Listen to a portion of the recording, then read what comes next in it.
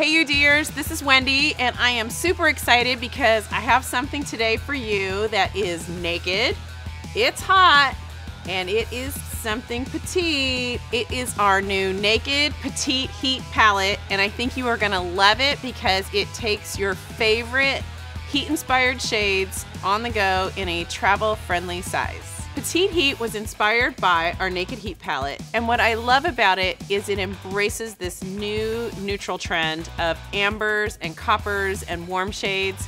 These shades are amazing because they are flattering on everyone, and you can mix them with your favorite other shades to create all new looks. Today I'm wearing Inhale, Vibrate, Wild Thing, Heist, and Strike.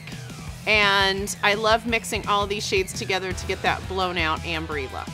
We got to shoot Nicole Richie in this palette because she does embody petite heat, and her favorite shade was Hot Spell.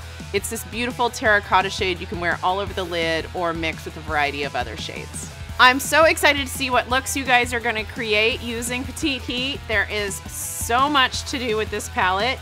Share your looks with me using #UrbanDecay.